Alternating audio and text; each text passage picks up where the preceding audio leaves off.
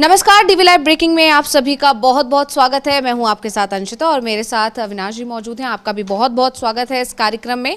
तो जिस तरह से बिहार में नतीजे आए, हर कोई हैरान है क्योंकि लहर तेजस्वी यादव के नाम की थी, लहर वोटर अधिकार यात्रा के नाम की थी, क्योंकि राहुल और तेजस्वी के नेतृत्व में जबरदस्त देखने को मिला था असर उस यात्रा का। और जनता ने जिस तरह समर्थन किया था, जनता ने जिस तरह बढ़ चढ़ कर हिस्सा किया था, यहां तक कि अमित शाह जब रैली करने पहुंचे थे तो उनके समर्थकों ने भी राहुल गांधी की उस रैली का जिक्र कर दिया था और वोट चोर गद्दी छोड़ का नारा वहां भी दोहरा दिया गया था। हर बच्चे की जुबान पर वोट चोर गद्दी छोड़ का नारा था, लेकिन जब नतीजे आए तो हर कोई हैरान रह गया। और अब उस नतीजों को लेकर तमाम तरह की चर्चाएं चल रही हैं, बहुत सारे खुलासे हो रहे हैं, लगातार कांग्रेस की तरफ से नए खुलासे किए जा रहे हैं। ज्ञानेश कुमार और इलेक्शन कमीशन एक बार फिर सवालों के घेरे में है। और जिस तरह से देखा गया नतीजों वाले दिन 14 तारीख को, जिस तरह से पवन खेड़ा से लेकर या फिर आरजेडी के नेता या फिर दूसरे जितने भी तमाम नेता था, सभी ने, हर किसी ने इलेक्शन कमीशन और खासकर ज्ञानेश कुमार पर निशाना साधा। सीधे सीधे ये कहा जा रहा है कि ये जो जीत हुई है ये इलेक्शन कमीशन की जीत है। ये ज्ञानेश कुमार बिहार चुनाव जीतना चाहते थे तो उन्होंने जीत लिए। और इसी को लेकर अब जो खबर आ रही है वो ये आ रही है कि इलेक्शन कमीशन ने ही धांधली करके एनडीए को 200 पार पहुंचा दिया है। लेकिन अविनाश जी, इस पर चर्चा चल रही है, इलेक्शन कमीशन के सहारे से बीजेपी जीत गई, बीजेपी सबसे बड़ी पार्टी अब वहां बन गई। और लेकिन इसके इतर एक और खबर ये चल रही है कि इलेक्शन कमीशन ने जिस तरह से बीजेपी को लेकर जो आरोप लगाए गए हैं विपक्ष की तरफ से कि इलेक्शन कमीशन और बीजेपी के बीच मिली भगत थी, एसआईआर प्रक्रिया भी इसीलिए कराई गई जिससे बीजेपी को जीत हासिल हो सके, और जो विपक्ष आरोप लगा रहा था नतीजे बिल्कुल वैसे ही आए। तमाम तरह की कोशिशें की गई विपक्ष की तरफ से कि इस बार धांधली ना हो, चाहे वो पहले चरण का मतदान रहा हो या वो दूसरे चरण का मतदान रहा हो, दोनों ही चरणों में विपक्ष ने पूरी सतर्कता दिखाई। जिस तरह से तमाम वीडियो आए आरजेडी के सोशल मीडिया हैंडल पर, जिस तरह से शिकायतें की गई, इलेक्शन कमीशन की तरफ से जांच भी की गई, हालांकि बाद में उन सारे आरोपों को खारिज कर दिया, लेकिन अगर जांच हुई तो कहीं ना कहीं ये माना गया कि दिक्कतें तो हुई हैं, उस पर सफाई कोई भी दे दी गई हो। लेकिन जो आरोप थे कि स्ट्रांग रूम का कैमरा बंद हो जा रहा है, बार बार बंद हो रहा है, तो ये आरोप सही साबित हुए विपक्ष के, यानी विपक्ष का शक एकदम सही निकला। और जब नतीजे आए तो उन आरोपों पर, उस शक पर पूरी तरह से मोहर लग गई। लेकिन इन सब के बीच में अब जो चर्चा चल पड़ी है नीतीश कुमार को लेकर, सीएम फेस को लेकर, उसके बाद से ऐसा कहा जा रहा है कि कहीं ना कहीं इलेक्शन कमीशन ने जो बीजेपी को मदद की या इलेक्शन कमीशन और बीजेपी के बीच जो मिली भगत रही, उसने अब एनडीए में ही एक खींचतान, एक दरार लाकर खड़ी कर दी। नहीं, बिल्कुल जो आप बोल रही हैं। सबसे पहले तो जो चुनाव वाला मुद्दा है, चुनाव में पहले दिन से ही विपक्ष की तरफ से सवाल किए जा रहे थे कि ये चुनाव निष्पक्ष नहीं है। जो चुनाव आयोग है वो पूरी तरीके से बीजेपी को जिताने की कोशिश कर रहा है। और सबसे बड़ी बात, चुनाव, जैसे आपने बोला कि इलेक्शन कमीशन जांच कराएगा, लोकल प्रशासन की तरफ से जरूर जांच हुई है। चुनाव आयोग, जो केंद्रीय चुनाव आयोग है, वो कभी भी विपक्ष के किसी भी आरोप पर जांच नहीं कराता। वो तो ये कहता है कि पहले आप शपथ पत्र दीजिए और अगर आपकी जो शिकायत है वो झूठी पाई जाएगी तो हम आपके खिलाफ एफआईआर करेंगे। और चुनाव आयोग जो भी जांच करेगा, ये मान के चलिएगा, उसमें विपक्ष के तमाम आरोप, भले वो कितने भी सबूत लेकर सामने चला जाए, उन सभी आरोपों को वो खारिज कर देगा। तो सीधी सी बात कि चुनाव आयोग, जो विपक्ष शुरुआत से बोल रहा है कि बीजेपी के लिए काम कर रहा है, और इस बार तो जो विपक्ष के लिए, जो बीजेपी के लिए काम किया, वो तो अमित शाह ने जो उम्मीद की थी उससे भी ज़्यादा बेहतर काम करके दे दिया। नहीं तो फिर अमित शाह 160 सीटों का दावा नहीं कर रहे होते, वो 200 पार ही बोल रहे होते कि भाई इस बार हम 200 पार करेंगे। क्योंकि लोकसभा चुनाव में बीजेपी का 400 पार का जो नारा था वो एक जुमला बन गया था। तो इसीलिए इस बार बीजेपी को लगा होगा कि भाई इतना सब काम हो रहा है तो 160 सीटें तो अपन जीत ही जाएंगे।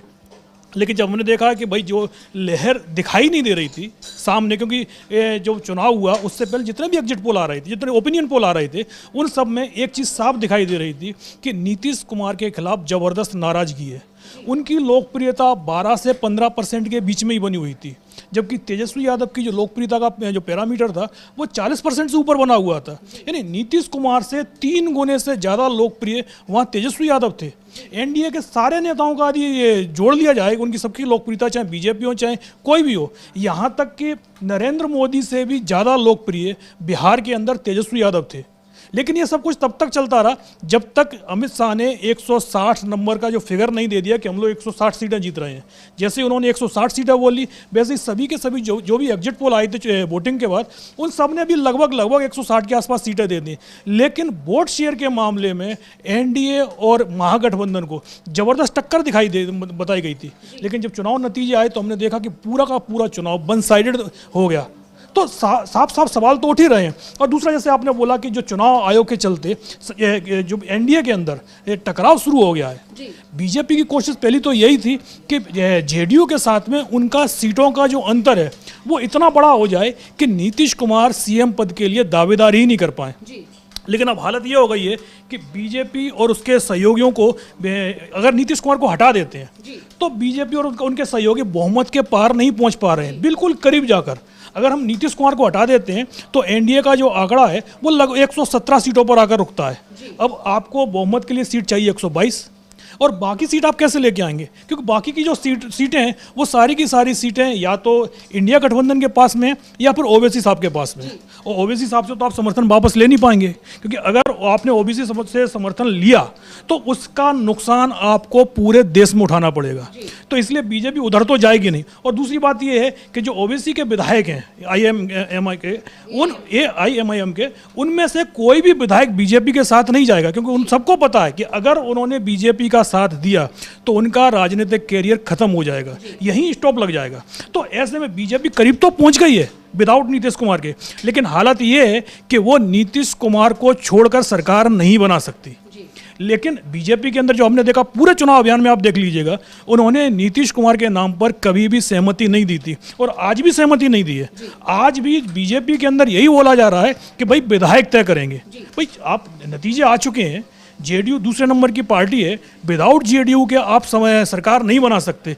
तो क्या अभी भी बीजेपी के अंदर ये कोशिश चल रही है कि किसी तरीके से विधायकों को मैनेज कर लिया जाए कि जेडीयू से आप विधायक तोड़ने वाले हैं कि आप किसी दूसरी पार्टी से विधायक तोड़ने वाले हैं? दूसरी पार्टी तो वहाँ खाली एक आरजेडी बची हुई है, लेकिन आरजेडी के विधायक तो आप पिछली बार भी नहीं तोड़ पाए थे।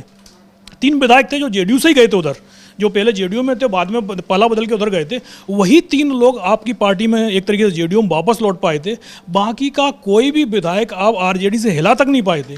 तो ऐसे में बीजेपी को भी ये चीज़ पता है कि उसके लिए सत्ता हासिल करना बहुत मुश्किल है। खाली तभी जीत सकते हैं वो, मतलब एक तरीके से अपना सीएम बना सकते हैं, जब वो जेडीयू के अंदर सेंध लगा दे। और जिस तरीके से 14 तारीख को चुनाव नतीजे आ गए हैं और अब तक बीजेपी की तरफ से जो नीतीश कुमार के नाम पर मोहर नहीं लगाई गई है, उसके बाद इस तरीके की खबरें भी चल रही हैं कि बीजेपी कहीं ऐसा ना हो कि जेडीयू को ही तोड़ दे, क्योंकि जेडीयू की टिकट पर भी तकरीबन आधा दर्जन से ज़्यादा उम्मीदवार वो जीत कर आए हैं जो बीजेपी के लीडर रहे हैं। और चुनाव के समय बीजेपी ने जब जेडीयू को वो सीट दी थी तो अपना नेता भी दे दिया था कि भाई ये लो, आप अपनी चुनाव तो लड़ लो जेडीयू से, लेकिन इस सीट पर उम्मीदवार हम तय करें। तो ऐसे लोग जो विधायक बनकर आ गए हैं उनको वापस बीजेपी में लाना कोई बहुत बड़ी बात नहीं है। तो ऐसे में साफ साफ दिखाई दे रहा है कि सरकार तो मतलब बहुमत तो मिल गया है, लेकिन सरकार बनाने की प्रक्रिया अभी तक शुरू नहीं हो पाई है। जी बिल्कुल, क्योंकि सीएम फेस को लेकर शुरुआत से ही खींचतान देखने को मिल रही थी। नीतीश कुमार की तरफ से दबाव बनाया जा रहा था। कई बार अमित शाह से सवाल किया गया, लेकिन अमित शाह इसका जवाब देते हुए दिखाई नहीं दिए। और अब भी जब बिहार में सरकार एक तरह से साफ हो चुका है कि जल्दी ही सरकार का गठन हो जाएगा, एनडीए को जीत मिल चुकी है और अच्छी जीत मिली है, उसके बाद भी सीएम फेस को लेकर जब सवाल किया जा रहा है विनोद तावड़े से, तो वो कहते हैं कि अभी जश्न मनाइए, अभी सीएम को लेकर बाद में बात करेंगे। लेकिन ये बड़ी बात है, ये बताता है कि अभी भी कहीं ना कहीं खींचतान मची हुई है, नीतीश कुमार के नाम पर मोहर नहीं लगाना चाह रहे हैं। इसी तरह चिराग पासवान से जब इस पर सवाल किया गया तो जो चिराग पासवान मतदान से पहले तक कह रहे थे कि नीतीश कुमार बनाएंगे मुख्यमंत्री, नीतीश कुमार ही रहेंगे, क्योंकि सबसे पहले चिराग पासवान या हर कोई जो भी दूसरे नेता थे वो इस सवाल पर बचते दिखाई दे रहे थे, जिससे नीतीश कुमार की नाराजगी की खबरें तेज होने लगी थी। उसके बाद थोड़े थोड़े इनके बयानों में बदलाव देखने को मिले, चाहे राजनाथ सिंह रहे हों या चिराग पासवान हो, सभी ने ये माना कि नीतीश कुमार ही मुख्यमंत्री रहेंगे। दबी जुबान से किसी ने कहा, खुलकर कहा। हालांकि अमित शाह या पीएम मोदी या फिर जेपी नड्डा की तरफ से कभी ये नहीं कहा गया कि नीतीश कुमार ही मुख्यमंत्री रहेंगे। सिर्फ यही कहा कहा गया कि नेतृत्व में इनके चुनाव लड़ा जा रहा है। बाकी जो लोग थे हर कोई यही कह रहा था कि नीतीश कुमार मुख्यमंत्री बनेंगे, लेकिन अब जब मतदान हो चुका है, नतीजे आ चुके हैं, एनडीए को बहुमत मिल चुका है और एनडीए में भी अच्छी खासी तरीके से बीजेपी आगे निकल गई है, उसके बाद बीजेपी अपने तेवर वही फिर से दिखा रही है। और अब चिराग पासवान का भी यही कहना है कि अभी हम इस पर कोई बात नहीं करना चाहते। दूसरे नेताओं का कहना है कि विधायक तय करेंगे कि कौन सीएम बनेगा। और उसके अलावा विनोद तावड़े ने तो साफ साफ कह दिया कि अभी जश्न मनाने का समय है, इस पर बाद में बात की जाएगी। तो साफ है कि कहीं ना कहीं नीतीश कुमार को लेकर अभी भी पिक्चर क्लियर नहीं है कि वही सीएम बनने जा रहे हैं। लेकिन सवाल यही है जिस पर आपने अभी बताया भी अविनाश जी कि किस तरह से बिना नीतीश के भी दिक्कत होने वाली है बीजेपी को, तो कैसे साधेंगे? क्या नीतीश इसका फायदा अब भी उठा पाएंगे या अब नीतीश के लिए कोई रास्ते बचे ही नहीं है? नहीं, अब जो हालत इस समय बन चुकी है उसमें नीतीश कुमार के लिए कोई रास्ता अब ज़्यादा तो दिखाई नहीं दे रहा है। अगर उनको पलटी मारनी है तो उनको अभी पलटी मारनी पड़ेगी, क्योंकि एक बार भले ही नीतीश कुमार को बीजेपी सीएम बना भी देती है, एक बार नीतीश कुमार सीएम बन जाते हैं तो वो कितने दिन तक चलेंगे? क्योंकि जिस तरीके से हमने देखा कि बिहार में जब 2024 में नीतीश कुमार ने पलटी मारी थी तो आरजेडी के 3 विधायकों ने पाला बदला था, जबकि दल बदल कानून जो है उसके अनुसार उन तीनों विधायकों की सदस्यता तत्काल समाप्त हो जानी चाहिए थी। लेकिन जो विधानसभा अध्यक्ष है उन्होंने जो जेडीयू आरजेडी की शिकायत पर कोई कार्रवाई नहीं की, सिर्फ तारीख पर तारीख देते रहे कि भाई सुनवाई कर रहे हैं, शिकायत मिल गई है, हम विधायकों का भी पक्ष सुनेंगे, आरजेडी का भी पक्ष सुनेंगे। लेकिन वो पक्ष 2 साल तक नहीं सुन पाए, उन विधायकों की सदस्यता बनी रही। और यही खेल बीजेपी बाद में 2-4 महीने के बाद जेडीयू के साथ भी कर सकती है। अपने जो विधायक हैं, एक बार सबसे पहले तो क्योंकि विधानसभा का गठन जरूरी है, उसके बाद ही ये दल बदल वाले जो भी कोई खेल होंगे तभी हो पाएंगे। और ऐसे में अगर बीजेपी अपना विधानसभा अध्यक्ष बनवा लेती है, नीतीश कुमार को अगर अपनी सरकार बचाए रखनी है, 5 साल तक उनको सीएम बने रहना है, तो पहली कोशिश तो उनको यही करनी चाहिए कि इस बार वो किसी भी कीमत पर विधानसभा अध्यक्ष की कुर्सी बीजेपी को ना दें। शुरुआत से ही आप देखिए, जब नीतीश कुमार 2005 में सीएम बने तो विधानसभा अध्यक्ष जेडीयू का बना। उसके बाद 2010 में जब चुनाव हुए, दोबारा नीतीश कुमार कुर्सी पर बैठे, तब भी जेडीयू का विधानसभा अध्यक्ष रहा। नीतीश कुमार ने कभी भी विधानसभा अध्यक्ष पद नहीं छोड़ा। यहाँ तक कि 2015 में जब महागठबंधन के साथ नीतीश कुमार चुनाव लड़ रहे थे, महागठबंधन की सरकार बनी थी और सबसे बड़ी पार्टी उस महागठबंधन में बनी थी आरजेडी। लेकिन नीतीश कुमार ने तब भी विधानसभा अध्यक्ष पद अपने पास में ही रखा। उन्होंने आरजेडी या कांग्रेस को विधानसभा अध्यक्ष पद नहीं दिया था। और उसके बाद 2020 में जब नीतीश कुमार काफ़ी कमजोर पड़ गए तो बीजेपी ने वहाँ पर विधानसभा अध्यक्ष पद अपने पास हथिया लिया था। और उसी का रीजन था कि जब नीतीश कुमार दोबारा लौट के आते हैं तो विधानसभा अध्यक्ष से जब शिकायत की गई कि भाई जो 3 विधायक हैं आरजेडी के, इन्होंने दल बदल किया, पाला बदल किया है, आप इनकी सदस्यता तत्काल समाप्त कीजिएगा, और उस पर विधानसभा अध्यक्ष ने कोई कार्रवाई नहीं की। और अब ये कहा जा रहा है कि बीजेपी नीतीश कुमार पर दबाव बना रही है कि भले ही सीएम पद का फैसला तो अभी तक नहीं हुआ है कि विधानसभा अध्यक्ष का पद बीजेपी के पास में ही रहेगा। और ऐसा होता है तो फिर ये मान के चलिएगा, नीतीश कुमार अगर बन भी जाते हैं, अभी तो उनके सीएम बनने पर ही संसद दिखाई दे रहा है, और अगर बन भी जाते हैं तो ये सरकार 2-3 महीने से ज़्यादा नहीं चलेगी। बीजेपी जो शुरुआत से कहती चली आ रही है कि जब तक हमारा सीएम बिहार में नहीं होगा तब तक अटल बिहारी वाजपेयी को सच्ची श्रद्धांजलि नहीं दे पाएंगे वो। तो अब अटल बिहारी वाजपेयी का जो जन्मदिन आने वाला है, 25 दिसंबर का जन्मदिन है, तो संभवतः 25 दिसंबर तक यदि नीतीश कुमार बन भी जाते हैं तो क्या 25 दिसंबर तक वहाँ सरकार बदल जाए, बीजेपी अपना सीएम बना ले। तो ऐसे में कई चीज़ें हैं जो नीतीश कुमार को साफ करनी है। और आप देख भी रही हैं 14 तारीख को नतीजे आए हैं, और अब तक एनडीए के अंदर कोई भी वो दल भी, जो दल विधानसभा जब चुनाव हुए थे, आप चिराग पासवान का बयान देख लीजिए, उन्होंने क्या कह रहे थे वो कि पहली बार एलजेपी नीतीश कुमार को सीएम बनाने के लिए चुनाव लड़ रही है। लेकिन अब जब चुनाव नतीजे आ गए हैं तो चिराग पासवान से जब सवाल किया जा रहा है कि क्या नीतीश कुमार सीएम रहेंगे, सीएम बनेंगे, तो फिर वो अपने बयान, जो पुराने बयान अब तक 1 महीने से वो देते चले आ रहे थे, उन बयानों से वो एक तरीके से पूरी यू टर्न ले गए हैं। अब वो वही भाषा बोल रहे हैं जो भाषा अब तक अमित शाह की थी कि भाई विधायक तय करेंगे। अब जो चीज़ बीजेपी बोल रही है वही चीज़ अब एलजेपी बोल रही है। और बीजेपी के नेता हैं धर्मेंद्र प्रधान, उनका तो एक अलग ही बयान आया कि नीतीश कुमार ऐलान करेंगे नाम का। अरे भाई नीतीश कुमार क्यों ऐलान करेंगे? अपने नाम का ऐलान तो वो करेंगे नहीं। कि क्या आप जिस तरीके से राजस्थान में, जिस तरीके से मध्य प्रदेश में आपने पर्चियां वहाँ के जो मुख्य जो सीएम पद के दावेदार थे उनसे खुलवाई थी। शिवराज सिंह चौहान तो सीएम थे, आप पर्ची शिवराज सिंह चौहान से ही खुलवा रहे थे, उनसे कि सीएम कौन बनेगा आप शिवराज से ऐलान करवा रहे थे। राजस्थान में आप वसुंधरा राजे सिंधिया से ऐलान करवा रहे थे कि क्या उसी तरीके से अब आप बिहार में नीतीश कुमार से ऐलान करवाएंगे कि सीएम कौन बनेगा? अरे भाई, जब नीतीश कुमार के नाम पर मोहर लगनी है तो आप सीधा सीधा बोलिए कि भाई नीतीश कुमार के नेतृत्व में हम चुनाव लड़े हैं और वही सीएम होंगे।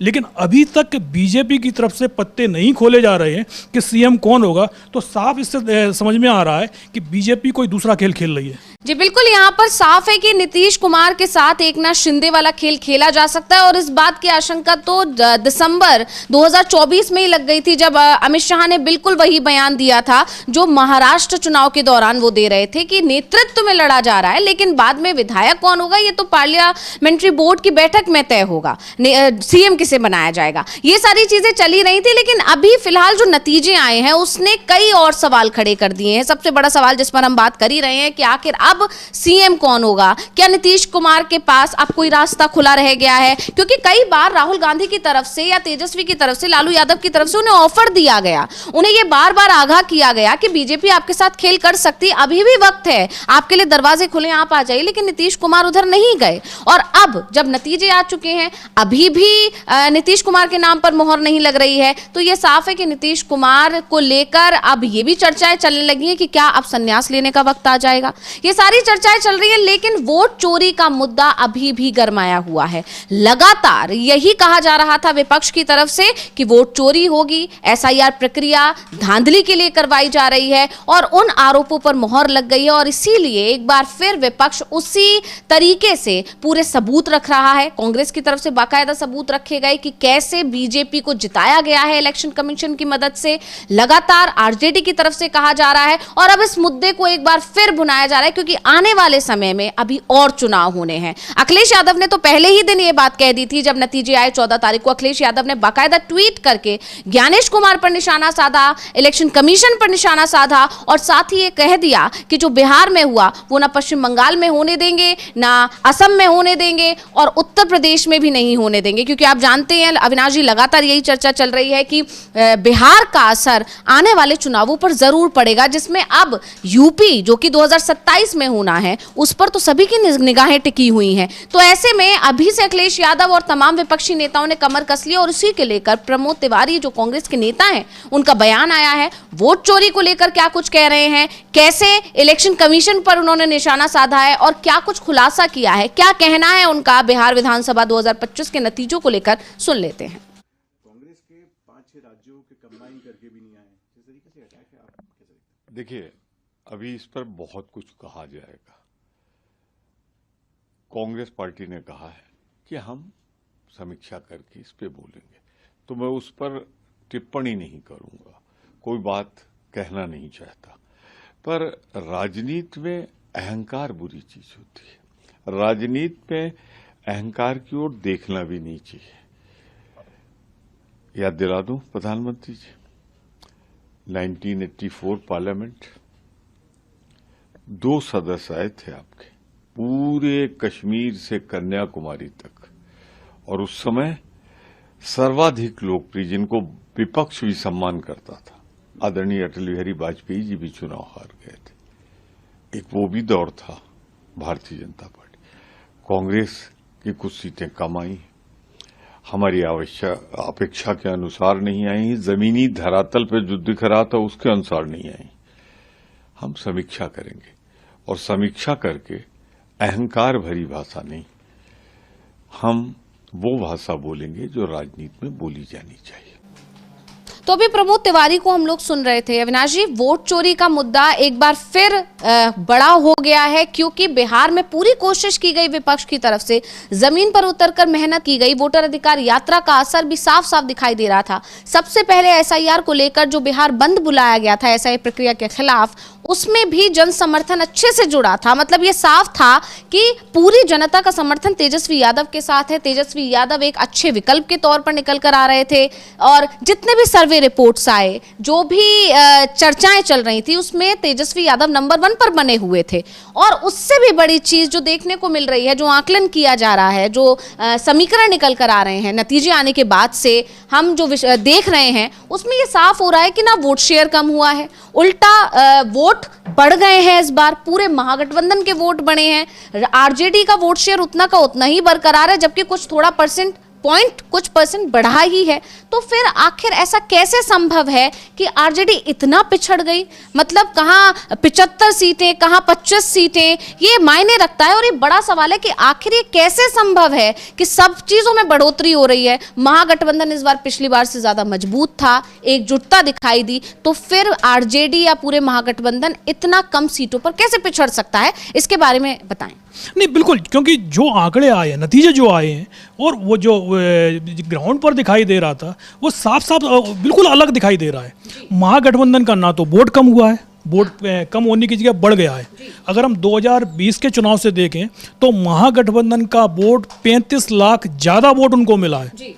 उनका जो वोट शेयर पिछली बार था, उस वोट शेयर से भी 1% ज़्यादा मिला है उनको वोट। पिछली बार 37% के करीब उनके पास वोट शेयर था, जो बढ़कर इस बार 38% हो गया है।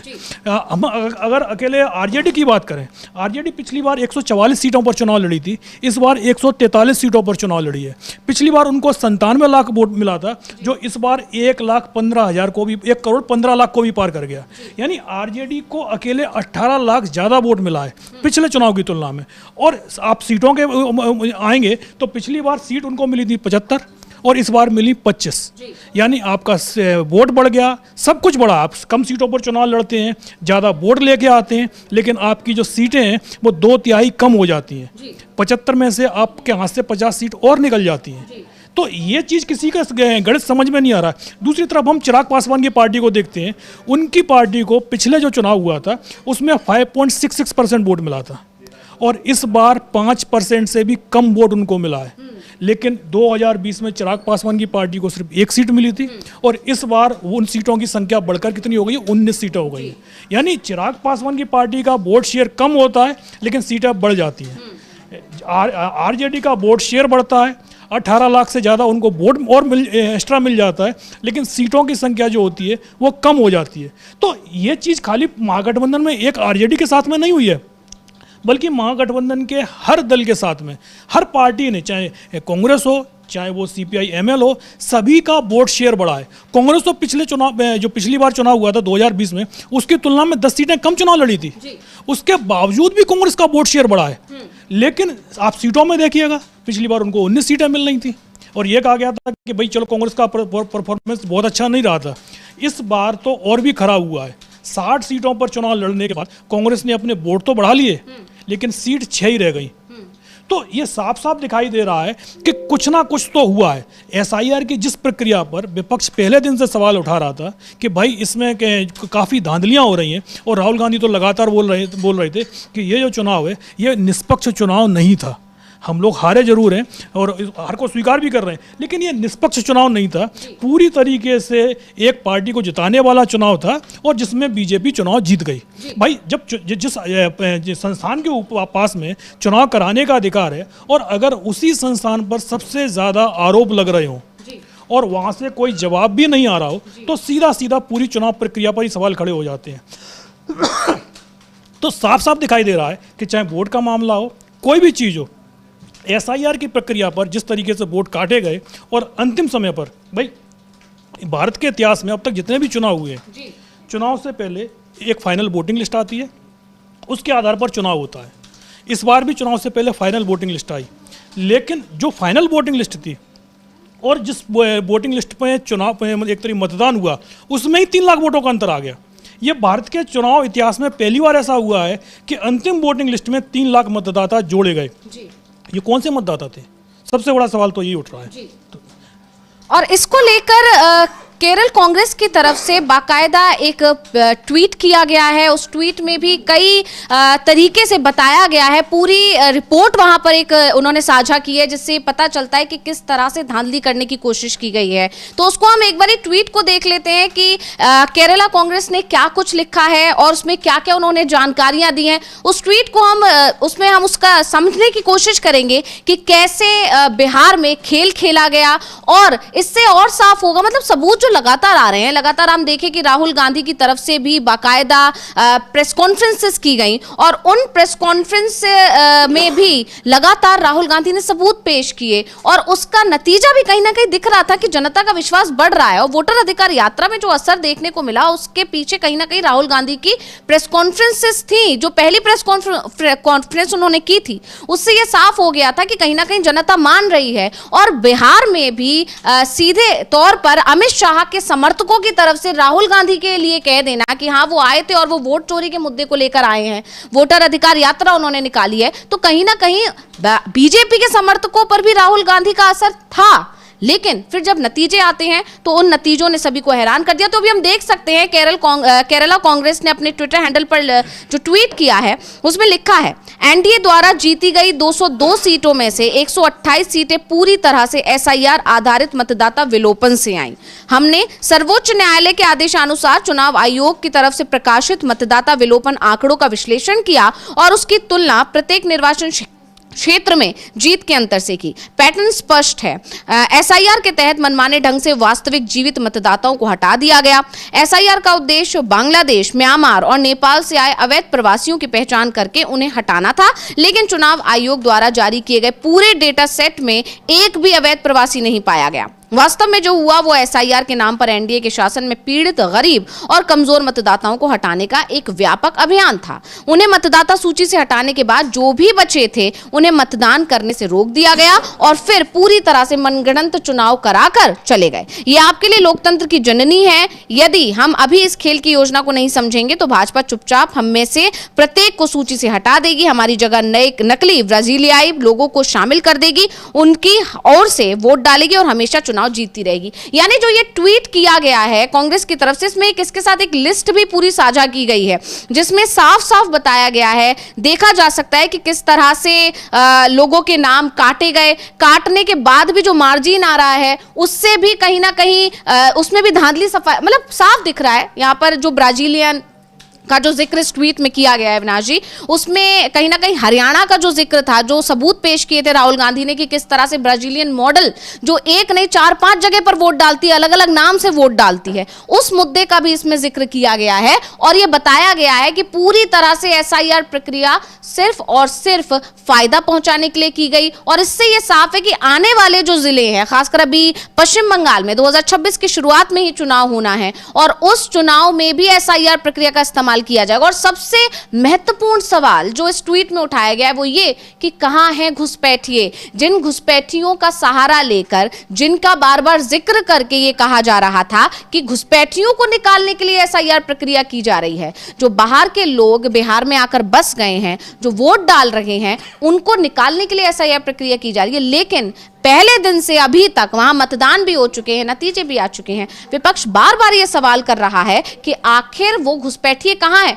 उसका जवाब विपक्ष के पास अभी तक नहीं है। तो अविनाश जी, जो ये लिस्ट है इसके बारे में आप क्या कुछ बताना चाहेंगे? मतलब किस तरह से, थोड़ा सा इसे डिटेल कीजिए, थोड़ा समझाने की कोशिश कीजिए कि क्या मार्जिन है, किनको हटाया गया, उसका कितना असर पड़ा, इसको थोड़ा सा आप बताएं। नहीं, जो कांग्रेस की तरफ से जो लिस्ट पोस्ट की गई है उसमें 128 सीटों के नाम बाकायदा दिए गए हैं और यह बताया गया है कि एसआईआर की प्रक्रिया के चलते कितनी सीट, मतलब जो एक विधानसभा सीट है उससे कितने मतदाताओं के नाम काटे गए और उसके बाद जो चुनाव क्या कराया गया वहाँ के परिणाम क्या क्या रहे और जो पार्टी जीती है, जाहिर सी बात है जहाँ ज़्यादा वोट काटे गए हैं वहाँ पर एनडीए जीता है और ऐसी सीटों की संख्या 128 है। यानी अगर एसआईआर नहीं होता तो फिर ये 128 जो सीटें हैं वो सीटें मिलनी थी महागठबंधन को। एसआईआर के जरिए ये सारी सीटें महागठबंधन से निकालकर एनडीए को सौंप दी गई। जैसे जो लिस्ट जारी की कांग्रेस ने उसमें पहला नाम मोतिहारी का है। मोतिहारी सीट पर 54,013 वोट डिलीट किए गए थे और चुनाव उसके बाद पार्टी कौन जीतती है मोतिहारी से? बीजेपी जीतती है। कितने मार्जिन था? 13,563 का। यानी 54,000 वोट आप डिलीट करते हैं और 13,000 वोटों से बीजेपी जीत जाती है। अगर 54,000 वोट डिलीट नहीं होते और हम मानते हैं 67% के हिसाब से भी वोटिंग हो जाती तो इस सीट पर बीजेपी कम से कम 30,000 से ज़्यादा वोटों से चुनाव हार जाती है। क्योंकि एसआईआर के बाद जो वोट डिलीट करना और जो जीतने का अंतर है उसमें भी 40,000 से ज़्यादा का मार्जिन है। उसी तरीके से जो दूसरी सीट है वो गोपालगंज की सीट है। गोपालगंज में वोट डिलीट होते हैं 66,270। चुनाव जीतने वाली पार्टी है बीजेपी, जीतती है वो कितने वोटों से? 28,972 वोटों से। और यदि हम मार्जिन को देखें, एसआईआर से जितने वोट काटे गए और जो जीत का अंतर है तो वो आता है 37,298। तो इसी तरीके से बाकी तमाम सीटें हैं, 128 सीटों का आंकड़ा दिया गया है। जैसे जिस तरीके से ब्राजील मॉडल का जिक्र किया कांग्रेस ने, 2 या 4 सीटों पर वोट नहीं डाले उन्होंने, बल्कि 22 बूथों पर, एक व्यक्ति 22 बूथों पर जाकर वोट डालता है। और उसका वोटिंग लिस्ट में हम राहुल गांधी ने उसका खुलासा भी किया था। 6 तारीख को पहले दौर का मतदान था, उससे ठीक एक दिन पहले राहुल गांधी ने बताया था किस तरीके से धांधली हो रही है। और एसआईआर में तो वो धांधली और भी ज़्यादा बढ़ गई। एक तरफ चुनाव आयोग ये बोलता है कि भाई एसआईआर की जो प्रक्रिया हम लेके आए हैं उससे डुप्लीकेट मतदाता हटाए जाएंगे और जो 2 राज्यों में मतदाता हैं उनको भी पकड़ा जाएगा। चुनाव आयोग के पास में एक ऐसा सॉफ्टवेयर भी है जिससे वो डुप्लीकेट मतदाताओं को आसानी से पकड़ लेता है। तो सवाल ये हो रहे हैं फिर बिहार में डुप्लीकेट मतदाता क्यों बने हुए हैं कि क्या चुनाव आयोग ने डुप्लीकेट मतदाताओं को पकड़ने वाले सॉफ्टवेयर का इस्तेमाल नहीं किया, कि या फिर जो डुप्लीकेट मतदाता पकड़े जा रहे थे वो बीजेपी के वोटर थे इसलिए उनके नाम इरेज नहीं किए गए। क्योंकि चुनाव आयोग की तरफ से जो शुरुआत में सूची आई थी उसमें जितने लोगों के नाम बताए गए थे उसमें डुप्लीकेट मतदाताओं की संख्या कम थी। उससे की तुलना में कांग्रेस की तरफ से जो दावे किए गए और बताया गया कि किस तरीके से वोटिंग लिस्ट में डुप्लीकेट मतदाताओं की भरमार बनी हुई है। दूसरे राज्य के तमाम लोग, चाहे उत्तराखंड के हो, चाहे दिल्ली के हो, चाहे हरियाणा के हो, जिन्होंने 1 साल पहले इन राज्यों में वोट डाला था, वो लोग जाकर बिहार चुनाव में वोट डाल रहे थे। बिहार के रहने वाले भी नहीं है, वो रहने वाले हरियाणा के हैं। लेकिन और आप ये भी कहें कि भाई वहाँ नौकरी कर रहे थे या कुछ कर रहे थे, कोई भी काम धंधा वहाँ नहीं कर रहे थे। उनका सब कुछ हरियाणा में, दिल्ली में और उत्तराखंड में। लेकिन वोट के समय वोट डालने कहाँ जा रहे हैं? वो बिहार में वोट डाल रहे हैं। जिन लोगों ने हरियाणा में वोट डाला, जिन लोगों ने दिल्ली में वोट डाला, वो लोग बिहार में वोट डाल रहे हैं। और संजय राउत ने तो जो दिल्ली चुनाव हुआ था उस दौरान प्रेस कॉन्फ्रेंस करके बताया भी था कि भाई बीजेपी के पास में तकरीबन 47 लाख ऐसे वोटर हैं जो हर चुनाव में वोट डालते हैं। जी बिल्कुल। महाराष्ट्र चुनाव के नतीजों से ठीक कुछ दिन पहले या शायद एक दिन पहले ही राहुल गांधी, संजय राउत और प्रियंका वो सुप्रिया सुले की तरफ से, हाँ, उससे पहले ये पूरी जानकारी दी गई थी कि किस तरह से कुछ फ्लोटिंग वोटर्स हैं जिन्हें बाकायदा इस राज्य से उस राज्य भेजा जाता है। जो राज्य बीजेपी जीतना चाहती है वहां पर अगर हार रही होती है तो उन फ्लोटिंग वोटर्स को भेज दिया जाता है। और ये बात उस वक्त एक प्रेस कॉन्फ्रेंस में कही गई थी। लेकिन जब बिहार चुनाव हुए तो बिहार चुनाव के दौरान संजय सिंह हो या पार्टी के दूसरे जो नेता हैं आम आदमी पार्टी के और दूसरे तमाम नेताओं ने, दूसरे कांग्रेस के नेताओं ने भी बाकायदा ट्वीट करके सोशल मीडिया पर पोस्ट करके ये बताया कि कौन व्यक्ति जिसने दिल्ली में भी वोट डाला था और आज वो 6 महीने बाद या बिहार में भी वोट डाल रहा है। तो ये कैसे संभव है? ये सवाल अब सबूतों के साथ पूछे जा रहे हैं। अभी तक चुनाव आयोग पर जो भी आरोप लगते थे या बीजेपी पर जो भी आरोप लगते थे, चुनाव आयोग उन्हें सिर्फ और सिर्फ खारिज कर देता था। जवाब देना भी कई बार जरूरी नहीं समझता था। लेकिन अब विपक्ष, खासकर कांग्रेस या राहुल गांधी, अब सबूतों के साथ आ रहे हैं जिसका असर यह है कि अब ज्ञानेश कुमार की तरफ से कोई प्रेस कॉन्फ्रेंस नहीं की जा रही। नहीं, जैसे बिहार चुनाव खत्म हुआ तो उसके बाद कांग्रेस की समीक्षा बैठक भी बुलाई गई और उसमें भी इसी बात पर चर्चा हुई कि भाई ये जो नतीजे हैं, क्योंकि ग्राउंड पर जो स्थिति थी वो ये नतीजे को जस्टिफाई नहीं कर रही है। तो उसके बाद फैसला हुआ है कि कांग्रेस और महागठबंधन के जो सहयोगी हैं वो वोट चोरी के लिए जो नतीजे आए हैं उनकी समीक्षा तो करेंगे, लेकिन जिस तरीके की धांधलियां हुई हैं उसके सबूत जुटाए जाएंगे और वो सबूत देश के सामने रखे जाएंगे कि किस तरीके से चुनाव आयोग एक पार्टी को जिताने के लिए, कि भाई बीजेपी, ये भी कांग्रेस की तरफ से तो लगातार कहा भी जा रहा है कि बीजेपी को जो राज्य चाहिए होता है चुनाव आयोग वो राज्य बीजेपी को जिता देता है। और जिस राज्य के लिए बीजेपी कह देती है कि भाई नहीं, यहाँ पर चुनाव आप निष्पक्ष करा लीजिएगा, जैसे झारखंड का चुनाव होता है तो या कर्नाटक का चुनाव होता है, तो फिर वहां पर बीजेपी चुनाव हार जाती है। बीजेपी को लोकसभा चुनाव में यदि जरूरत होती है तो लोकसभा चुनाव की वोटिंग लिस्ट में हेरफेर हो जाती है, विधानसभा चुनाव की जरूरत होती है तो वहां की वोटिंग लिस्ट में हेरफेर हो जाती है। और जिस राज्य में बीजेपी को जरूरत नहीं है ज्यादा, कि भाई यहाँ या बीजेपी ओवर कॉन्फिडेंस में आ जाती है कि भाई ये राज्य तो अपन जीत ही जाएंगे, तो फिर वहां फिर झारखंड जैसे परिणाम आते हैं। तो साफ साफ ये दिखाई दे रहा है कि कांग्रेस ने बिहार की मतदाता सूची को लेकर पूरा महागठबंधन इसकी समीक्षा कर रहा है। मतदाता सूची से लेकर बाकी की भी जो जहाँ जहाँ पर भी जो बीजेपी को जिताने की कोशिशें की गई हैं, चाहे वो प्रशासन के स्तर पर हो, चाहे वो काउंटिंग सेंटर पर हो, उन सभी की जांच पड़ताल की जाएगी और उसके बाद देश के सामने वो सारी चीज़ें लेके आई जाएंगी। क्योंकि चुनाव आयोग के पास जाने का तो कोई औचित्य बचा नहीं है कि चुनाव आयोग के पास आप जाएंगे भी तो चुनाव आयोग वो आपके डॉक्यूमेंट्स लेगा विपक्ष के और कह देगा कि आपकी जो शिकायतें हैं वो सारी शिकायतें तथ्यहीन है, कोई उनमें दम नहीं है, और यदि आप शिकायतें लेके आए हैं तो आप एफिडेविट भी दीजिएगा।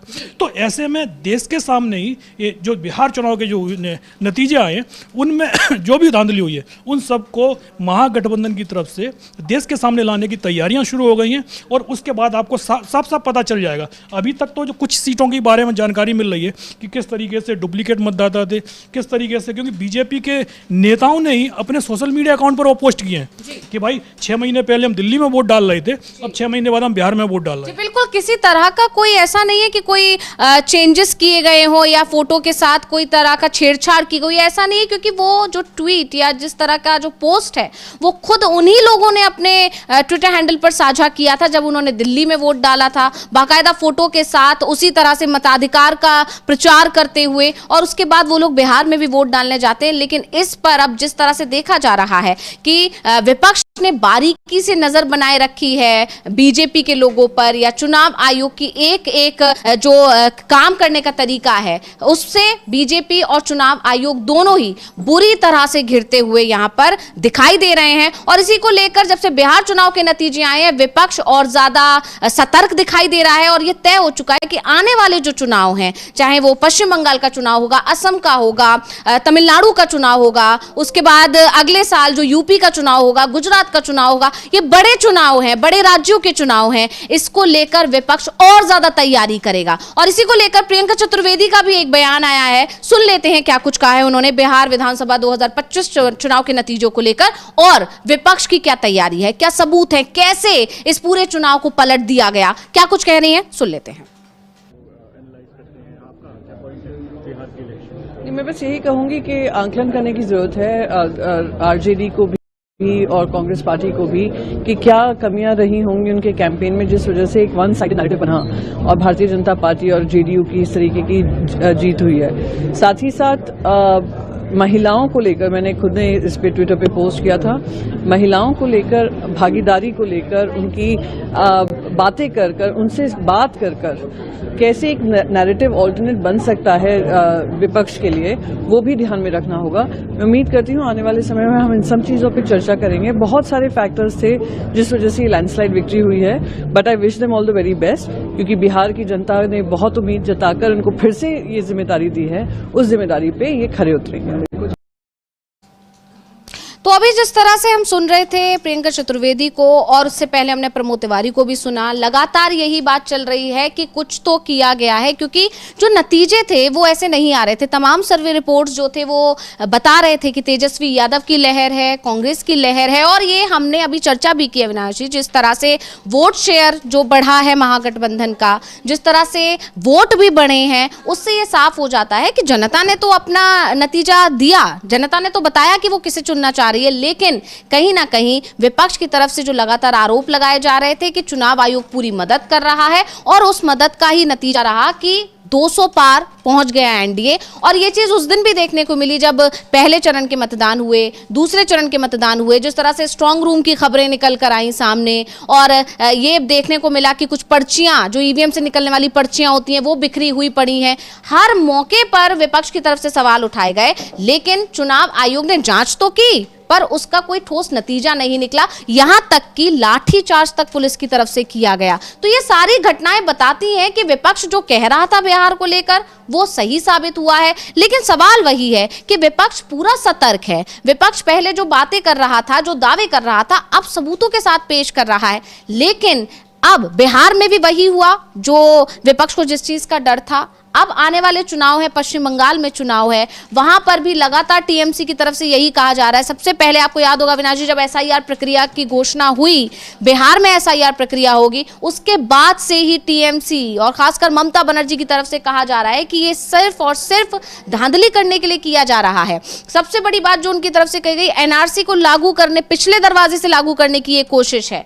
तो लेकिन फिर भी वहां पर बिहार में भी एसआईआर प्रक्रिया हो, बिहार के बाद अब पश्चिम बंगाल में भी एसआईआर प्रक्रिया हो रही है, दूसरे राज्यों में भी होगी। और ये भी देखने को मिल रहा है कि बीजेपी शासित राज्यों में उस तरह की प्रक्रिया नहीं चल रही है जिस तरह से यहां चल रही है, जो गैर बीजेपी शासित राज्य हैं। तो इसका क्या असर होगा? विपक्ष लगातार इस मुद्दे को उठा रहा है, लेकिन बिहार में भी वो कामयाबी नहीं मिल पाई विपक्ष को। हालांकि सारे डेटा सामने हैं, सबूत सामने हैं, लेकिन इस पर अब चुनाव आयोग बुरी तरह घिरेगा। ज्ञानेश कुमार से जो सवाल पहले दिन से पूछे जा रहे हैं, 14 तारीख को फिर से सवाल किए गए, लगातार विपक्ष की तरफ से यही दावा किया गया कि ये जो जीत है ये चुनाव आयोग की जीत है, ये जो ज्ञानेश कुमार चाहते थे बिहार जीतना, उन्होंने जीत लिया। तो क्या यही पश्चिम बंगाल में भी देखने को मिलेगा? मतलब विपक्ष की सुनवाई कैसे होगी, ये एक बड़ा सवाल इस वक्त खड़ा हो गया है। नहीं, बिल्कुल, क्योंकि जो चीज़ बिहार में हुई, जो चीज़ महाराष्ट्र में हुई, वही कोशिश होगी पश्चिम बंगाल में भी। सबसे बड़ी बात, जो नतीजे आए हैं, आपको ना तो महाराष्ट्र में कोई लहर दिखाई दे रही थी, ना आपको बिहार में कोई लहर दिखाई दे रही थी। हर कोई कह रहा था कि कांटे की टक्कर है। दोनों ही गठबंधन बोल रहे थे कि हम चुनाव जीत रहे हैं, और दोनों में से कोई भी ये नहीं बोल रहा था कि वो 2/3 मेजोरिटी लेके आ रहा है। लेकिन आप देखिएगा, जिस समय 2019 का लोकसभा चुनाव हमने देखा है, 1984 के लोकसभा चुनाव के रिजल्ट हमारे सामने है। 1984 के लोकसभा चुनाव में विपक्ष के नेता भी मान रहे थे कि कांग्रेस के पक्ष में जबरदस्त लहर चल रही है, सहानुभूति की लहर वो चल रही थी कि जिस तरीके से इंदिरा गांधी की जान ली गई थी और उसके बाद जो चुनाव कराए गए थे, उन चुनाव में विपक्ष के लिए करने के लिए कुछ भी नहीं था। और जब चुनाव नतीजे सामने आए तो कांग्रेस ने 414 सीटें जीती। इतना बड़ा मैंडेट किसी को नहीं मिला। लेकिन आप देखिएगा कि आप सीट परसेंटेज वाइज देखेंगे तो कांग्रेस की सीट जीतने की जो परसेंटेज था वो 75% के करीब था। जबरदस्त लहर थी। अब उसके बाद 2019 में दोबारा हमने उस तरीके की लहर देखी, राष्ट्रवाद की लहर चल रही थी। उस समय हमने बालाकोट एयर स्ट्राइक देखी थी और उसी के बाद चुनाव का ऐलान हुआ था। उस राष्ट्रवाद की लहर में बीजेपी और पूरा उनका गठबंधन 350 सीटें ही जीत पाया था। उस चुनाव में भी बीजेपी और उस गठबंधन का जो स्ट्राइक रेट था वो 65% से ऊपर नहीं गया था। यानी जब जबरदस्त लहर चल रही हो उस समय 65-70% का स्ट्राइक रेट हासिल करना भी किसी भी राजनीतिक दल के लिए बहुत मुश्किल हो जाता है। और जहां कांटे का मुकाबला चल रहा था, चाहे महाराष्ट्र की बात करें हम, चाहे हम बिहार की बात करें, उस कांटे के मुकाबले में बीजेपी और उसके गठबंधन का स्ट्राइक रेट, बीजेपी की तो हम बात ही नहीं कर रहे क्योंकि बीजेपी का स्ट्राइक रेट तो 90% पहुंच गया था। महाराष्ट्र में भी 85% के ऊपर था और बिहार की बात करें तो यहाँ पर 90% था। और उनके गठबंधन का स्ट्राइक रेट की बात करें तो महाराष्ट्र में वो 81% था, बिहार में आकर वो 83% हो गया। यानी बिना किसी लहर के इतना जबरदस्त स्ट्राइक रेट, जब देश में सबसे बड़ी सहानुभूति की लहर और एक पार्टी के पक्ष में राष्ट्रवाद की लहर चल रही थी, उस दौरान जो स्ट्राइक रेट बीजेपी और कांग्रेस हासिल नहीं कर पाई, वो स्ट्राइक रेट बीजेपी और उसके गठबंधन सहयोगी बिना किसी मुद्दे के, बिहार चुनाव में कौन सा मुद्दा था? कोई मुद्दा नहीं था कि आप लालू प्रसाद यादव के 20 साल पुराने शासन को याद कर रहे थे। इतनी जबरदस्त एंटी इनकम्बेंसी 20 साल बहुत होता है। बिल्कुल, क्योंकि भाई लालू प्रसाद यादव के शासनकाल का तो आपने 2020 में भी ये याद किया था, लेकिन 2020 के चुनाव में तो कांटे की टक्कर दिखाई दी थी ना, सिर्फ 12,000 वोट का अंतर था। 2015 में तो बिहार की जनता ने लालू प्रसाद यादव के गठबंधन को ही सीटें जता कर दे दी थी। तो कोई मुद्दा नहीं था। मुद्दा क्या था? रोजगार का मुद्दा था, जिस मुद्दे को तेजस्वी यादव उठा रहे थे। क्या नौकरी का मुद्दा था, बेरोजगारी थी, विकास का मुद्दा था। मतलब जो मुद्दे तेजस्वी यादव उठा रहे थे उन मुद्दों पर चुनाव हुआ और उसके बाद नतीजे क्या आ रहे हैं? नतीजे बीजेपी के फेवर में चले जा रहे हैं। यानी बीजेपी के खिलाफ जो एक तरीके से जनता का आक्रोश था, जो मुद्दे थे वो सारे बीजेपी के खिलाफ थे, लेकिन चुनाव नतीजों में बीजेपी चुनाव जीत रही है। और वही हालत महाराष्ट्र में थी। महाराष्ट्र में सरकार चोरी का सबसे बड़ा मुद्दा गूंज रहा था। आपने सरकारें चुराई, आपने पार्टियां चुराई, लेकिन चुनाव नतीजे क्या आए? लोकसभा चुनाव जब होता है तो हम देखते हैं नतीजे कुछ और आ रहे हैं, जबकि ये कहा जाता है कि बीजेपी का जो सक्सेस रेट है वो लोकसभा चुनाव में ज़्यादा रहता है, विधानसभा चुनाव में वो लोकसभा चुनाव से नीचे उतर आते हैं। लेकिन हमने जो महाराष्ट्र चुनाव के नतीजे देखे वो बिल्कुल ही अलग देखे। लोकसभा चुनाव में हम देख रहे हैं बीजेपी का गठबंधन बुरी तरीके से चुनाव हार रहा है, सीटों के मामले में भी, वोट शेयर के मामले में भी। लेकिन जैसे ही विधानसभा चुनाव होता है वो पूरी की पूरी कहानी बदल जाती है। पता चलता है कि भाई जो कहानी बदली गई है वो मतदाता सूची से बदली गई है, और जो पार्टी विपक्ष में जानी थी वो जबरदस्त मैंडेट के साथ में दोबारा से सत्ता में आती है। इतनी बड़ी जीत महाराष्ट्र में किसी भी गठबंधन को नहीं मिली जितनी बड़ी जीत इस बार महाराष्ट्र में एनडीए गठबंधन को मिली है। बिहार में भी वही स्थिति लगभग हुई। अगर 2010 के चुनाव पर नतीजे हैं, अगर बीजेपी को 7-8 सीटें और मिल जाती उनके गठबंधन को, तो 2000 सीट के जो मतलब एक सारे रिकॉर्ड तोड़ दिए गए थे, उस रिकॉर्ड को भी जो एनडीए गठबंधन है वो तोड़ देता।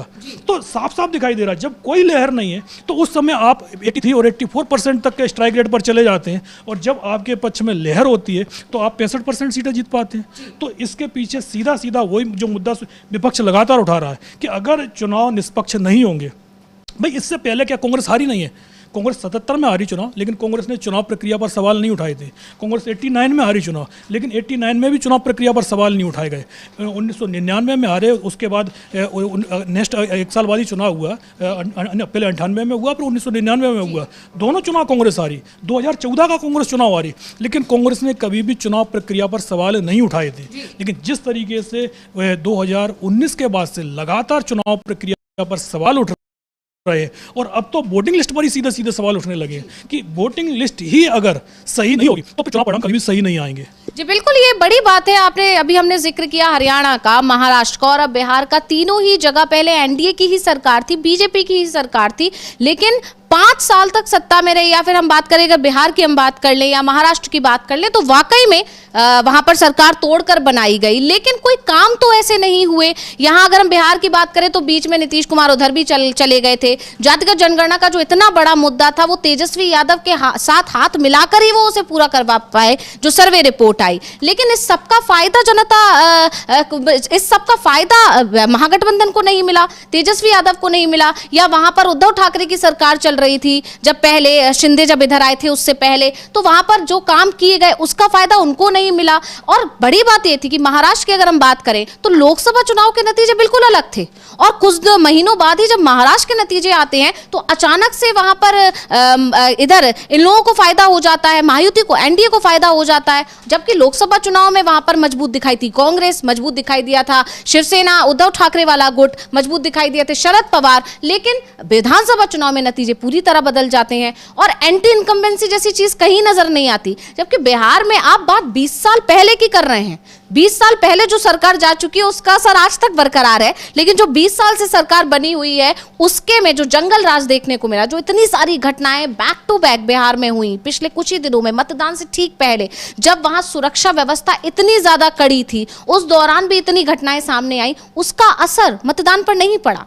नहीं, बिल्कुल, क्योंकि आप देखिएगा नीतीश कुमार की लोकप्रियता का मुद्दा हो तो नीतीश कुमार की लोकप्रियता क्या है? नीतीश कुमार 2014 में चुनाव लड़कर देख चुके हैं, उनकी पार्टी तीसरे नंबर पर चली गई थी, और वोट शेयर के मामले में भी बहुत बुरी तरीके से पिछड़ गए थे, सिर्फ 2 सीट लोकसभा में जीत पाए थे। तो आप ये नहीं कह सकते कि भाई नीतीश कुमार की बहुत ज़बरदस्त लोकप्रियता है और उसके सारे वो चुनाव जीत गए। और 20 साल की जो एंटी इनकम्बेंसी थी, ये चीज़ बीजेपी और उनके गठबंधन के नेता भी समझ रहे थे, और इसीलिए इस बार बीजेपी ने नीतीश कुमार को सीएम चेहरा घोषित नहीं किया था, क्योंकि बीजेपी के नेता ही इस चीज़ को दबी जुबान बोलते थे कि अगर नीतीश कुमार को सीएम चेहरा घोषित कर देंगे तो जो सीटें हमको मिलने वाली हैं वो सीटें भी नहीं मिल पाएंगी। दूसरी बात ये, जिस तरीके का, जैसे आपने आपराधिक घटनाओं का जिक्र किया, तेजस्वी यादव तो 6 महीने से लगातार हर हफ्ते एक क्राइम बुलेटिन निकाल रहे थे। उनका कहना भी था कि भाई आप एनसीआरबी के आंकड़े उठा लीजिएगा, इस समय की आप स्थिति देख लीजिएगा। और जिस समय लालू यादव की सरकार थी, लालू यादव की सरकार में तो बिहार पूरा एक, उसमें झारखंड भी उसका पार्ट था, बोले झारखंड और बिहार पूरा जो एकजुट बिहार था, उस समय जितनी अपराध क्राइम रेट था और आज की तारीख में नीतीश कुमार के सुशासन का जो क्राइम रेट है, आप दोनों की खुद ही तुलना कर लीजिएगा, आपको खुद असर साफ साफ दिख जाएगा कि नीतीश कुमार की सरकार में क्राइम रेट किस तेज़ी से ऊपर की तरफ उठा है। लालू राज की तुलना में इस समय अपराध बढ़ गए हैं। फिर आप लालू यादव के शासनकाल को जंगल राज क्यों बोल रहे हैं? भाई अगर वो जंगल राज है तो फिर इसको आप महाजंगल राज बोलिएगा। चुनाव के समय इतनी सुरक्षा व्यवस्था होने के बाद जिस तरीके से एक के बाद एक लोगों की जान लेने की खबरें आ रही थी, जो उम्मीदवार जेडीयू का चुनाव लड़ रहा है वो चुनाव लड़ते लड़ते जेल चला जाता है, लगातार सवाल उठ रहे हैं। नीतीश कुमार उसके प्रचार करने के लिए नहीं पहुंचे। इससे पहले भी जब नीतीश कुछ समय के लिए एनडीए होकर महागठबंधन के साथ में गए थे, तब भी मोकामा सीट पर चुनाव हुआ था और हमने देखा था कि भाई मोकामा सीट पर उस समय जो इनके अनंत कुमार की बीबी चुनाव लड़ रही थी और उस समय वो आरजेडी से चुनाव लड़ रही थी। लेकिन नीतीश कुमार हर जगह तो जा रहे थे, वो हर सरकारी कार्यक्रम में जा रहे थे, लेकिन मोकामा चुनाव की जब भी बात होती थी तो वो कहते थे कि भाई उनको चोट लग गई है, उनकी तबीयत ठीक नहीं है, इसलिए वो प्रचार करने नहीं जा रहे हैं। इस बार भी वो मोकामा सीट पर प्रचार करने के लिए इस बार भी नहीं पहुंचे हैं। लेकिन जिस तरीके से उन्होंने टिकट दिए और उनकी पार्टी के नेताओं ने प्रचार किया, वो साफ साफ दिख रहा है कि नीतीश कुमार को भी इस चुनाव में सिर्फ और सिर्फ बाहुबलियों पर भरोसा था। उनको टिकट भी दिए गए, पार्टी की तरफ से उनका प्रचार भी किया गया। अनंत सिंह भले ही जेल चले गए, लेकिन जिस तरीके से पार्टी ने पूरी ताकत झोंकी, केंद्रीय मंत्री ललन सिंह जिस तरीके से वहाँ डले रहे मोकामा में कि भाई हम चुनाव जितवा कर ही जाएंगे, तो वह साफ साफ दिखाई दे रहा है कि अब नीतीश कुमार कमज़ोर हो चुके हैं। जिस तरीके से बीजेपी ने उनको सीएम पद का जो चेहरा घोषित नहीं किया था और उसके बाद ये नतीजे, जाहिर सी बात है इन नतीजों पर पूरा का पूरा एनडीए भी आश्चर्य कर रहा है। उनको खुद समझ में नहीं आ रहा है कि भाई इतनी सीटें कैसे मिल गई। अगर बीजेपी को जरा सा भी एहसास होता कि इस तरीके की सीटें आ जाएंगी तो फिर संभवतः बीजेपी नीतीश कुमार के साथ बराबरी की सीटें भी नहीं लड़ती। भाई सीएम पद तो दिया ही नहीं। जेडीयू की तरफ से पहली कोशिश यही हो रही थी कि नीतीश कुमार को अगर सीएम उम्मीदवार घोषित कर दिया जाएगा तो बीजेपी से हम बराबर की कम से कम सीटें ले लेंगे। लेकिन नीतीश कुमार सीएम पद के उम्मीदवार घोषित नहीं हो पाए। लेकिन जेडीयू के लिए राहत की बात यही रही कि वो बीजेपी के बराबर चुनाव लड़ गए, इसलिए नीतीश कुमार आज सीएम पद की दावेदारी भी कर पा रहे हैं। नहीं तो नतीजे तो महाराष्ट्र वाले ही आए हैं। महाराष्ट्र में अगर 81% का एनडीए का सक्सेस रेट था तो यहाँ 83% का हो गया है। और कहीं यदि 83% की जगह ये 88% हो गया होता, 2-4% और बढ़ गया होता, तो फिर नीतीश कुमार के लिए मुश्किलें और खड़ी हो जाती। तो क्योंकि इस पूरे मामले में सिर्फ एक जो एलजेपीआर है, चिराग पासवान की पार्टी, वो पार्टी उतनी सीटें नहीं जीत पाई। 29 सीटें दी गई थी, 28 पर वो लड़े, एक सीट पर उनका नॉमिनेशन खारिज हो गया और वो 19 सीटें जीत पाए। अगर कहीं एलजेपीआर भी उसी स्ट्राइक रेट से, 90 के स्ट्राइक रेट से चुनाव जीत गई होती, क्योंकि बीजेपी को नहीं थी भाई सभी लोग इस तरीके से चुनाव जीत कर आ जाएंगे, तो फिर आज नीतीश कुमार के नाम पर चर्चा भी नहीं हो रही होती। चर्चा खाली इसलिए हो रही है कि बीजेपी नीतीश कुमार के बिना इस समय सरकार बनाने वाली स्थिति में नहीं पहुंच पा रही है। उसके लिए बीजेपी को समय इंतजार करना होगा। और जो हमने चर्चा के शुरुआत में ही बोला था कि इस पूरे मामले में ने जो अभी भले ही नीतीश कुमार बन जाए, लेकिन उनकी सरकार तभी चल पाएगी जब विधानसभा अध्यक्ष जेडीयू का होगा। अगर विधानसभा अध्यक्ष जेडीयू का नहीं बनता है तो ये सरकार ज़्यादा दिन नहीं चलेगी। जी बिल्कुल। और अब उस तरह से ही देखने को मिल रहा है कि सीएम फेस को लेकर अभी भी सवाल बरकरार है। बीजेपी अभी जश्न मनाने में व्यस्त है। साफ साफ कहा जा रहा है कि अभी सिर्फ जश्न मनाइए, सीएम फेस जल्दी फाइनल हो जाएगा। बिल्कुल उसी तरह से सस्पेंस बरकरार रखा गया है जिस तरह से महाराष्ट्र चुनाव में रखा गया था। बिल्कुल शपथ ग्रहण वाले दिन ये साफ हुआ था कि सीएम कौन बनने जा रहा है, जबकि ये साफ हो चुका था कि देवेंद्र फडणवीस को ही बनाने का मन है बीजेपी का। लेकिन फिर भी सस्पेंस बरकरार रहा था क्योंकि शिंदे अलग नाराजगी दिखा रहे थे और अजीत पवार की अपनी अलग नाराजगियां चल रही थी, लेकिन आखिरकार शिंदे को ही घुटने टेकने पड़े थे। तो अब यहाँ सवाल नीतीश कुमार पर है, क्या नीतीश कुमार भी शिंदे की तरह घुटने टेक देंगे? क्योंकि अगर राजनीतिक कद की बात की जाए तो नीतीश का कद बहुत बड़ा है और शिंदे का कद उतना बड़ा नहीं था। तो क्या नीतीश को भी उसी जगह पर लाकर खड़ा कर दिया जाएगा या नीतीश अब कोई और बड़ा फैसला ले सकते हैं? क्योंकि शिंदे वाली जगह पर आकर डिप्टी सीएम बनना नीतीश के लिए कहीं ना कहीं गवारा नहीं होगा। और इसीलिए अब बिहार में भले ही नतीजे आ चुके हैं, साफ हो चुकी है तस्वीर, एनडीए की सरकार बनने जा रही है, जल्दी शपथ ग्रहण हो जाएगा। लेकिन सवाल ये है कि सीएम कौन होगा? क्या नीतीश कुमार ये बर्दाश्त करेंगे कि उनसे पर्ची खुलवाई जाए, जिस तरह से हमने अभी चर्चा भी की, और पर्ची में किसी और का नाम लिखा हो? क्या नीतीश कुमार इस पर राजी होंगे? क्या नीतीश कुमार को किसी और तरह संतुष्ट किया जाएगा या नीतीश कुमार कोई बड़ा एक्शन लेंगे? और एनडीए ने जो कोशिश, बीजेपी की तरफ से जो कोशिश थी नीतीश कुमार को पूरी तरह खत्म करने की, जेडीयू को पूरी तरह खत्म करने की, वो बीजेपी नहीं कर पाई। नीतीश कुमार अच्छी सीट्स लेकर आए हैं और उनके पास अभी भी एक पावर है हाथ में।